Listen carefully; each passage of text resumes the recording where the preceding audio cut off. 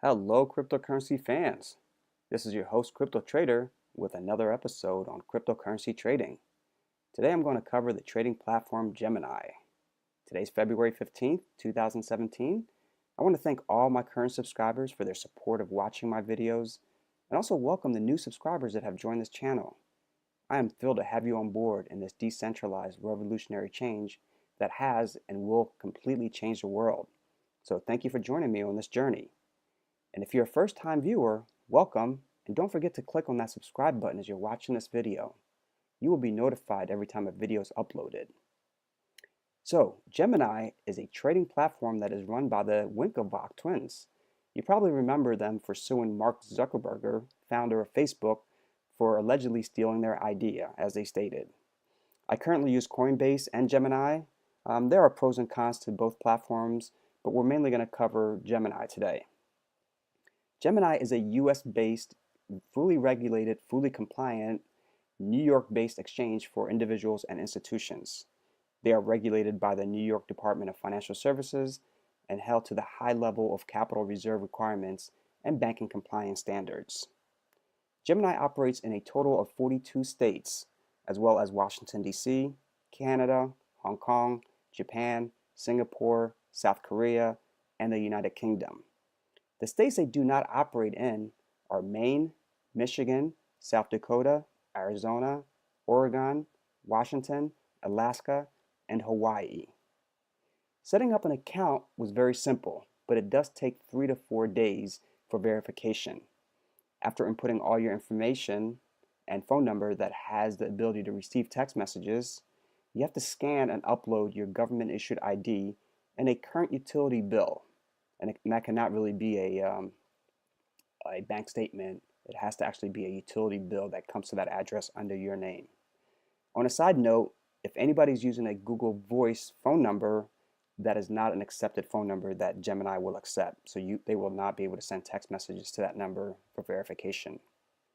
Once your account is verified and your bank account linked, you're able to deposit and withdraw US dollar, Bitcoin, and Ethereum only. You are able to buy and sell the following pairs: US dollar to Bitcoin, US dollar to Ethereum, Bitcoin to Ethereum, or Ethereum to Bitcoin. Also, deposit and transfer fees are completely free for Bitcoin, Ethereum, and wire transfer, as well as ACH bank transfers. Keep in mind that your bank may charge you to send the wire transfer into your Gemini account, but Gemini will not charge you to receive it. They will also not charge you to send out a wire transfer from their platform. Gemini also allows you to make a deposit and use the funds to buy Bitcoin or Ethereum within a matter of seconds. So you don't really have that 3 to 4 day waiting period like I do with Coinbase. So once I make that deposit, it's instantly available to allow me to trade. There is a bank deposit limit, and that limit is $500 per day and $15,000 per month. So every day you can go in and make a deposit of $500 until you get to that max of $15,000. US dollar bank transfer withdrawals limit is basically $10,000 per day, or it's unlimited for US dollar wire transfers. If you wanted to deposit more than your daily or monthly limit allows, then you'll have to do a wire transfer for a larger amount. They also have what's called instant bank account verification for larger well-known banks. Those would be Bank of America, BB&T, Capital One, Capital One 360, Charles Schwab, Chase, Citi, Fidelity, Navy Federal Credit Union, PNC Bank, SunTrust, US Bank, USAA, and Wells Fargo. So that's a total of 14 different banks that you can use for instant verification without having to wait the 4 to 5 business days like it would normally take with some of the exchanges. Instant verification, for some that might not know what it is basically a way for Gemini to link your bank account without having that 3 to 4 waiting period. With a lot of places, what they do is they'll make a small deposit into that account. It could be 10 cents, 15 cents. It'll take 3 to 4 business days for those deposits to arrive into your bank account, and then you have to go into that exchange and verify what those 2 small deposits are, and that's how they're able to link your account with the other exchange. So they kind of did away with that, which is really good. So instant account verification definitely comes in handy. But basically what they will do is when you do your instant verification, you click on the name of the bank that you have, they will ask for your login information and security questions if you have any of those set up for that instant linking between your bank account and Gemini. If your bank account is not listed as one of the instant verifications and you want to link your account, then you'll have to do a wire transfer, which then they will use the wire transfer information to verify your account, and they'll be able to set up that ACH bank transfer for you. And they will also reimburse you up to $20 to offset the wire transfer fee that your bank may charge you. The $20 reimbursement is only for linking an account that you're not able to link through the instant verification. When you are withdrawing funds, they allow free ACH bank transfers or wire transfers with no fee on their end. But remember, your bank may charge you to receive the wire transfer depending on what type of relationship you have with them. Buying and selling in Gemini is very straightforward. Trading fees are pretty much standard with the other exchanges. They'll basically charge you 0.25% when you buy or sell. Now those fees can be reduced. I'm not really going to get into that because it's a little complicated, but you can reduce that 0.25% fee, and that all depends on your buy-sell ratio as well as the amount that you're buying, the volume that you're contributing to the exchange.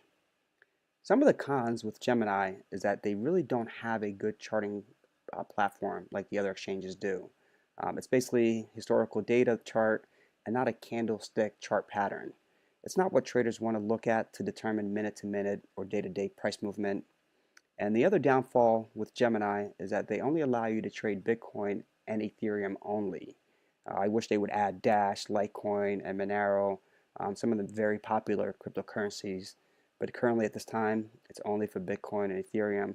So if you're looking to trade other currencies aside from Bitcoin and Ethereum, this might not be the platform for you. But in my situation, really I'm only interested in Bitcoin, Ethereum, Litecoin, and that's why I have the Coinbase account, because that allows me to trade Litecoin. But if there was a good platform that offered Dash, Litecoin, and Monero, I wouldn't mind switching, or at least having another platform to be able to trade other currencies. Let me know if anyone is using Gemini and basically your thoughts on it, whether it's good or bad. I think the more information we can share with each other, the more informed we'll be to make a wise decision. So with that being said, let's take a look at Gemini's crypto watch chart and kind of look at the movement that it's had. And of course, we don't really have too much of a price history on Gemini using crypto watch. I mean, we're basically kind of going back to July 1st, 2015. I think that's kind of when they started the exchange, and that's when they allowed their customers to start trading on it.